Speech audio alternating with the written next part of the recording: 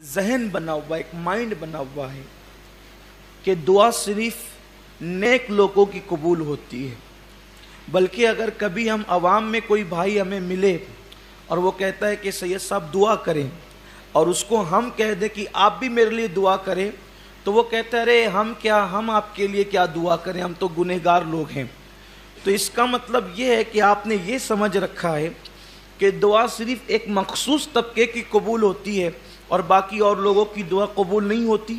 یہ مایوسی ہے، یہ اسلام ہے کہ یہ یہودیت نہیں ہے، یہاں نصرانیت کا تصور نہیں ہے، یہاں مجوسیوں کا جو خیال ہے وہ نہیں ہے، یہاں جو مشرکوں کا مزاج ہے وہ نہیں ہے، یہ اسلام ہے۔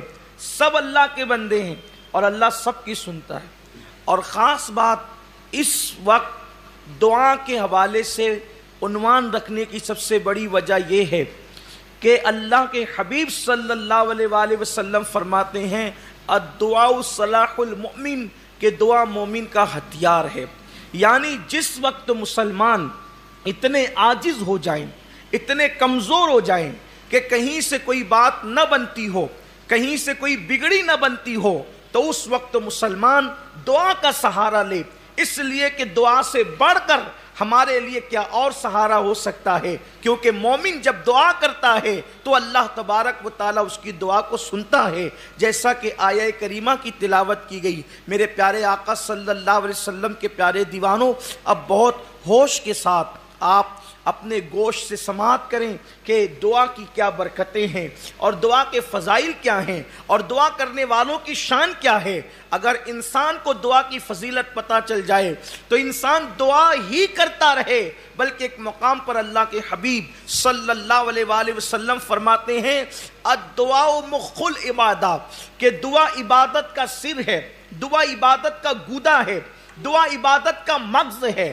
یعنی کہ اللہ کے حبیب صلی اللہ علیہ وآلہ وسلم نے دعا کو وہ مقام عطا فرمایا ہے کہ جب کسی کو پتہ چلے دعا کی اہمیت، جیسے ساری عبادتیں جسم کا حصہ رکھتی ہے اور اس جسم میں دعا کا مقام سر کی طرح ہے، جیسے سر کے بغیر آپ کو کوئی انسان کا وجود نہیں بلکہ کسی جاندار کا وجود نہیں، ویسے دعا کے بغیر عبادت کا وہ مقام اور مرتبہ نہیں ہو سکتا۔ اللہ تبارک و تعالیٰ اپنے ہر بندے کو دیکھیے یہ امید دلا رہا ہے۔ اللہ فرماتا ہے میں دعا مانگنے والوں کی دعا کو قبول کرتا ہوں، وہ مجھے جب پکارے، جب کوئی مجھے پکارتا ہے تو میں اس کی دعا کو قبول کرتا ہوں۔ اب یہاں خاص بات، یہاں اللہ نے نیک اور گنہگار کی کوئی قید نہیں لگائی، یہاں نیک اور گنہگار کی کوئی قید نہیں لگائی، بلکہ فرمایا کہ جب مجھ سے دعا کی جاتی تو میں دعا کو سنتا ہوں، پکارنے والوں کی پکار کو سنتا ہوں۔ اور دوسرے مقام پر فرمایا مجھ سے مانگو میں تمہیں عطا کروں گا، مجھ سے دعا کرو میں تمہیں عطا کروں گا۔ اور ایک آیہ کریمہ میں اسی سے لگ کر کے ہے کہ اللہ تبارک و تعالیٰ فرماتا ہے جو لوگ میری عبادت سے تکبر کرتے ہیں ان قریب جہنم میں جائیں گے ذلیل ہو کر۔ اللہ رب العزت فرماتے ہیں جو میری عبادت سے تکبر کرتے ہیں وہ ذلیل ہو کر جہنم میں داخل کیے جائیں گے۔ مفسرین فرماتے ہیں یہاں عبادت سے مراد دعا ہے، یعنی جو دعا نہیں کرتے میں ذلیل کر کے انہیں جہنم میں داخل کروں گا۔ جو دعا کرتے اللہ ان کو پسند کرتا ہے۔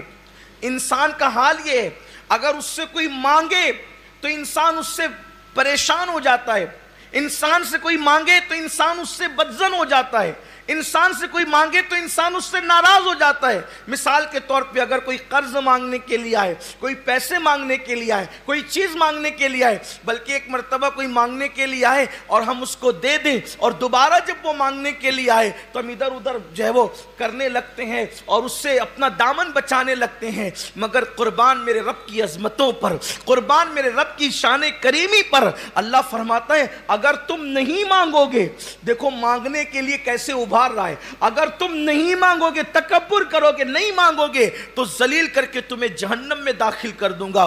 اوروں سے مانگو تو وہ ناراض ہوتے ہیں، اللہ سے نہیں مانگو تو اللہ ناراض ہوتا ہے۔ اللہ فرماتا ہے مجھ سے مانگو میں تمہاری دعاؤں کو قبول کروں گا. اور پھر ایک مقام پہ فرمایا تو کیوں نہ ہوا. یہ آیہ کریمہ سورہ انعام میں آیت نمبر 43 ہے.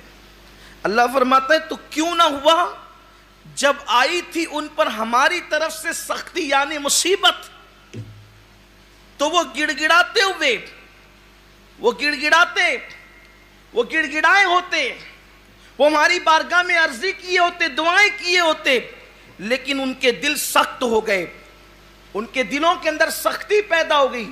یعنی اللہ فرما رہے جب تم پر مصیبت آئے تو تم میری بارگاہ میں گڑ گڑاؤ, دعا کرو, مجھ سے مدد طلب کرو تاکہ میں تمہاری مدد کروں.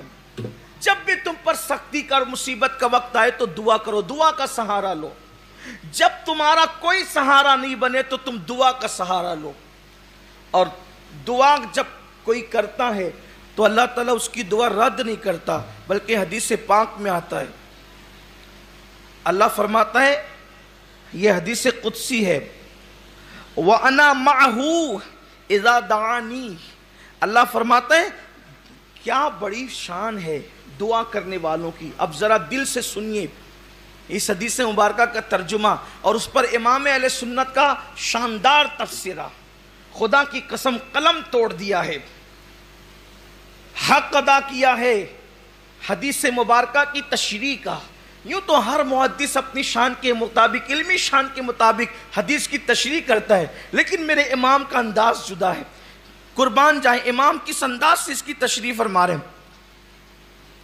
یہ حدیث مبارکہ جس کی میں نے ابھی تلاوت کی, یہ بخاری شریف میں بھی ہے, مسلم شریف میں بھی ہے, ترمذی شریف میں بھی ہے, نسائی میں بھی ہے, ابن ماجہ میں بھی ہے. اس کے راوی حضرت ابو ہریرہ رضی اللہ تعالیٰ